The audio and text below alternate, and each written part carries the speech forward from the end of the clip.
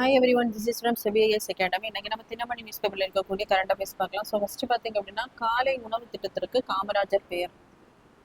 So இந்த topic group 1 prelim syllabus unit 5 development அட்மினிஸ்ட்ரேஷனில் நமக்கு எஜுகேஷன் பாலிசிஸில் வந்து கவர் ஆகும். ஸோ முதல்வனுடைய காலை உணவு திட்டம் இது பார்த்தீங்கன்னா செப்டம்பர் 15ஆம் தேதி 2022ஆம் ஆண்டு நம்மளுடைய முன்னாள் முதல்வர் அவர்களால் வந்து தொடங்கி வைக்கப்பட்டிருக்கும். ஸோ இதுக்கு பார்த்தீங்கன்னா முதல்வர் காலை திட்டம் அப்படின்னு பேர் வந்து சூட்டி இருப்பாங்க. தற்போது இது மாற்றப்பட்டு பார்த்தீங்க அப்படின்னா முன்னாள் முதல்வரின் காமராஜரின் பெயர் வந்து சூட்டப்பட்டுள்ளது. ஸோ இது பார்த்தீங்க அப்படின்னா இதுவரைக்கும் 1 to 5ஆம் வகுப்புல இருக்கக்கூடிய அந்த ஸ்டூடெண்ட்ஸுக்கு தான் இந்த காலை உணவு திட்டம் வந்து வழங்கிட்டு இருக்காங்க. இது பார்த்தீங்க அப்படின்னா செப்டம்பர் 17ஆம் தேதி முதல் 8 வரைக்கும் இதை வந்து எக்ஸ்டெண்ட் பண்ணியிருக்காங்க. அதே மாதிரி நான் முதல்வன் திட்டம் இதை பார்த்தீங்கன்னா இது மார்ச் 1 2022ஆம் ஆண்டு வந்து முதல்வர் மு.க. ஸ்டாலின் அவர்களால் கொண்டு வரப்பட்டிருக்கும். ஸோ இந்த திட்டத்தினுடைய பேரும் திறன் தமிழ்நாடு அப்படின்னு மாற்றப்பட்டிருக்கு. அதே மாதிரி மகளிர் விடியல் பயணம் நமக்கு 2021ஆம் ஆண்டு வந்து கொண்டு வரப்பட்டிருக்கும்.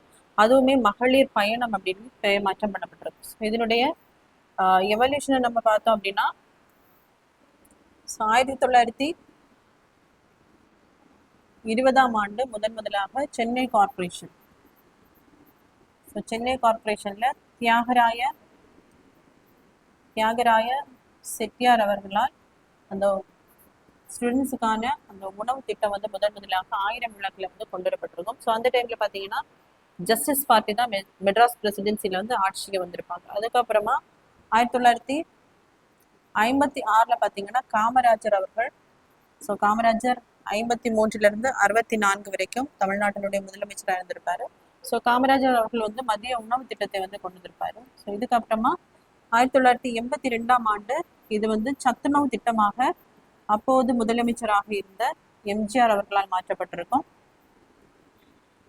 அடுத்ததா 1991ஆம் ஆண்டு மறுபடியும் டிஎம்கே கட்சி போயிட்டு ஏடிஎம்கே வந்திருப்பாங்க. அப்போ முதல்வராக இருந்தவங்க யார் அப்படின்னா ஜெயலலிதா அம்மையார் அவர்கள். அவங்க வந்து இந்த சத்துணவு திட்டத்தை பார்த்தீங்க அப்படின்னா புரட்சி கலைஞர் சத்துணவு திட்டம் அப்படின்னு பேர் மாற்றம் பண்ணப்பட்டிருப்பார். ஸோ இங்க தமிழ்நாட்டுல இந்த உணவு திட்டத்தை பார்த்து பார்த்தீங்கன்னா 1995ஆம் ஆண்டுல central government national program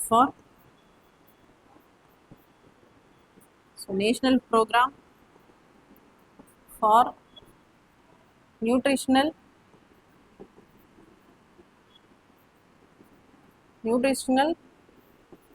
scheme for primary education அப்படிங்கிறத கொண்டு வந்து 1 முதல் 5 வகுப்பு படிக்கக்கூடிய அந்த சென்ட்ரல் கவர்மெண்ட் நவோதயா, ஸோ இந்த ஸ்கூல்ஸ்லாம் படிக்கக்கூடிய ஸ்டூடெண்ட்ஸுக்கு பார்த்தீங்கன்னா ட்ரை ரேஷன் வந்து வழங்கப்பட்டிருக்கும். ஸோ ஃபுட்டு டைரெக்டாக கொடுத்துருக்க மாட்டாங்க. அதுக்கப்புறமா 2001ல் இருந்து தான் அதாவது குக்குடு ஃபுட்டு வந்து சென்ட்ரல் கவர்மெண்ட் இன்ஸ்டிடியூஷன்ஸில், அதாவது ஸ்கூல்ஸில் கவர்மெண்ட் ஸ்கூல்ஸில் வந்து வழங்கப்பட்டிருக்கும். அதுக்கப்புறமா 2007ல் பார்த்தீங்கன்னா இது 8ஆம் வகுப்பு வரை படிக்கக்கூடிய அந்த சென்ட்ரல் கவர்மெண்ட் ஸ்கூல்ஸில் படிக்கக்கூடிய ஸ்டூடெண்ட்ஸுக்கு வந்து எக்ஸ்டெண்ட் பண்ணியிருப்பாங்க. இதை பார்த்தீங்க அப்படின்னா இந்த national programme for nutritional scheme for primary எஜுகேஷனை 2021ஆம் ஆண்டு பிஎம் போஷான் ஸோ அப்படின்னு பேர் மாற்றம் பண்ணி இதை பார்த்தீங்க அப்படின்னா அந்த அங்கன்வாடியில் படிக்கக்கூடிய குழந்தைகளுக்கும் சென்ட்ரல் கவர்மெண்ட் வந்து இந்த உணவு வந்து வழங்கிட்டு இருக்காங்க. ஸோ இதுவே நம்மளுடைய தமிழ்நாட்டில் பார்த்தீங்க அப்படின்னா 2022ஆம் ஆண்டு முதல்ல கவர்மெண்ட் ஸ்கூலில் தான் இந்த மதிய உணவு திட்டம், காலை உணவு திட்டம் வந்து முதலாக மதுரையில் வந்து தொடங்கப்பட்டிருக்கும். அடுத்ததான் 2024ல் கவர்மெண்ட் எய்டட் ஸ்கூல்ஸுக்கு ரூரலில் இருக்கக்கூடிய ஸ்கூல்ஸ்க்கு வந்து கொண்டு வரப்பட்டிருக்கும், எக்ஸ்டெண்ட் பண்ணியிருப்பாங்க. அடுத்ததான் 2025ல் அர்பனில் இருக்கக்கூடிய கவர்மெண்ட் எய்டட் ஸ்கூல்ஸுக்கு வந்து இந்த எக்ஸ்டெண்ட் பண்ணியிருப்பாங்க. தற்போது பார்த்தீங்கன்னா 8ஆம் வகுப்பு வரை உள்ள குழந்தைகளுக்கு இந்த ஸ்கீமை வந்து செப்டம்பர் 17 அண்ணாவின் பிறந்த நாளான அன்று வந்து எக்ஸ்டெண்ட் பண்ண போகிறோம். அடுத்ததான் இன்று தொடங்குகிறது கிளாஸ்கோ காமன்வெல்த் போட்டிகள். ஸோ இந்த topic group 1 main syllabus paper 2 ஸ்போர்ட்ஸில் வந்து கவர் ஆகும். ஸோ ஸ்காட்லாந்தில் இருக்கக்கூடிய கிளாஸ்கோ நகரில் 23வது காமன்வெல்த் விளையாட்டு போட்டிகள் வந்து நடைபெறுது. இதை வந்து 74 நாடுகளை சேர்ந்த 3000 வீரர்கள் வீராங்கனைகள் மொத்தம் 10 விளையாட்டுகள் வந்து இதில் நடைபெற இருக்கு. பாரா விளையாட்டுகள் பார்த்தீங்க அப்படின்னா 6 விளையாட்டுகள் வந்து இருக்கு. ஸோ இது 1930ஆம் ஆண்டு தான் இந்த காமன்வெல்த் போட்டிகள் வந்து தொடங்கப்பட்டிருக்கும். அதாவது பிரிட்டிஷ் ஆளுகைக்கு கீழே இருந்த அந்த நாடுகள் இணைந்துதான் இந்த காமன்வெல்த் அப்படிங்கிற அந்த அமைப்பு வந்து தோற்றுவிக்கப்பட்டிருக்கும். இது பாத்தீங்க அப்படின்னா முதலாக 1930 பிரிட்டிஷ் பேரரசு போட்டிகள் அப்படின்னு நடத்தி இருப்பாங்க. அதுக்கப்புறமா 1974 வரை பிரிட்டிஷ் காமன்வெல்த் போட்டிகள் அப்படின்னு நடைபெற்றிருக்கும். 78 தான் காமன்வெல்த் போட்டிகள் அப்படின்னு பேர் மாற்றம் பண்ணப்பட்டிருக்கும். ஸோ இதுல ஆஸ்திரேலியா பாத்தீங்க அப்படின்னா இந்த காமன்வெல்த் போட்டிகளை வந்து அதிகபட்சமாக 5 முறை நடத்தி இருக்காங்க. கிளாஸ்கோ பாத்தீங்க அப்படின்னா 2வது முறையாக இந்த போட்டியை வந்து நடத்துறாங்க. முதலாக 1930 கனடாவின் ஒன்டாரியோ ஹாமில்டனில் பாத்தீங்க அப்படின்னா முதலாக இந்த போட்டிகள் வந்து நடைபெற்றிருக்கும். ஸோ அடுத்ததா இது 4 ஆண்டுக்கு ஒரு முறை தான் இதை வந்து நடத்துவாங்க. 2026 30ஆம் ஆண்டிற்கான அந்த போட்டி பாத்தீங்க அப்படின்னா ஆஸ்திரேலியாவின் விக்டோரியால வந்து நடைபெற இருக்கு. ஸோ இது வந்து நம்ம 1949ஆம் ஆண்டு நம்ம காமன்வெல்த்ல முன்னாடியே காமன்வெல்த்ல இருந்திருப்போம். அதுக்கப்புறமா காமன்வெல்த்ல இந்த பிரிட்டிஷ் இங்கிருந்து போனதுக்கு அப்புறம் பாத்தீங்க அப்படின்னா காமன்வெல்த்ல நம்ம இருக்கணுமா வேண்டாமா அப்படிங்கிறத கான்ஸ்டியூஷன் அசம்பிளி தான் 1949ஆம் ஆண்டுல வந்து இதை வந்து அங்கீகாரம் கொடுத்திருப்பாங்க.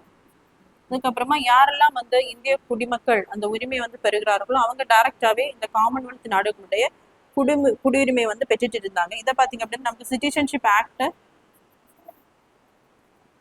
1955 தான் கொண்டு வந்திருப்பாங்க. ஸோ அதை மறுபடியும் 2003 இதை வந்து அமெண்ட்மெண்ட் பண்ணி, அதாவது நமக்கு இந்திய குடியுரிமை கொடுக்கும்போது ஆட்டோமேட்டிக்கா என்ன செய்யாது, இந்த காமன்வெல்த் நாடுகளுடைய அந்த குடியுரிமையும் இந்த மக்களுக்கு வழங்கப்படாது அப்படிங்கிறத 2003 தான் இந்த மாற்றத்தை வந்து கொண்டு வந்திருப்பாங்க.